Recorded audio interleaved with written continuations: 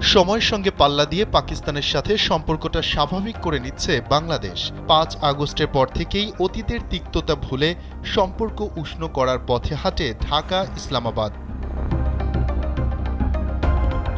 সম্প্রতি রাষ্ট্রীয় আমন্ত্রণে ঢাকা সফরে আসার কথা জানিয়েছেন পাকিস্তানের পররাষ্ট্রমন্ত্রী।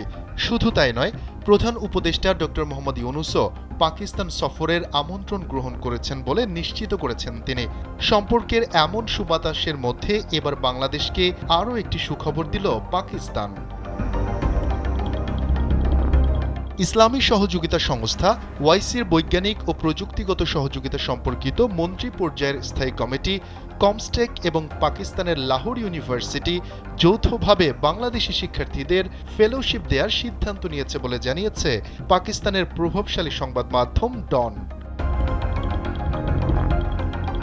প্রতিবেদনে বলা হয়, এই প্রোগ্রামটি বিশ্বের যে কোনো দেশে বসবাসরত ২২ থেকে ৪৫ বছর বয়সী বাংলাদেশি নাগরিকদের জন্য উন্মুক্ত থাকবে। তবে আবেদনকারীদের অবশ্যই একাডেমিক ক্ষেত্রে অসাধারণ সাফল্যের অধিকারী হতে হবে। কমস্টেক সমন্বয়ক ডক্টর মোহাম্মদ ইকবাল চৌধুরী বলেন, এই ফেলোশিপ প্রোগ্রাম আমাদের শিক্ষা ও গবেষণার ক্ষেত্রে মুসলিম বিশ্বের মধ্যে সেতু বন্ধন তৈরির প্রতিশ্রুতির প্রতীক।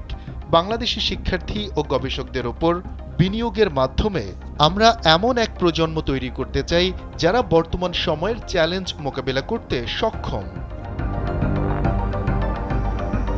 প্রার্থীরা কমস্টেক এবং লাহোর বিশ্ববিদ্যালয়ের অফিসিয়াল ওয়েবসাইটের মাধ্যমে আবেদন করতে পারবেন। আবেদনপত্র জমা দেওয়ার শেষ তারিখ ২০২৫ সালের ১ মার্চ। এই ফেলোশিপের আওতায় প্রার্থীরা টিউশন ফি মওকুফ, আসা যাওয়ার বিমান ভাড়া, বৃত্তি, বিনামূল্যে থাকার ব্যবস্থা সহ বিভিন্ন সুযোগ সুবিধা পাবেন।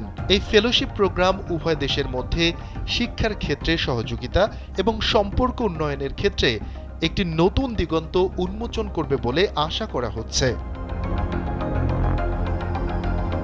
শফিকুল ইসলাম শান্ত, কালবেলা ডেস্ক।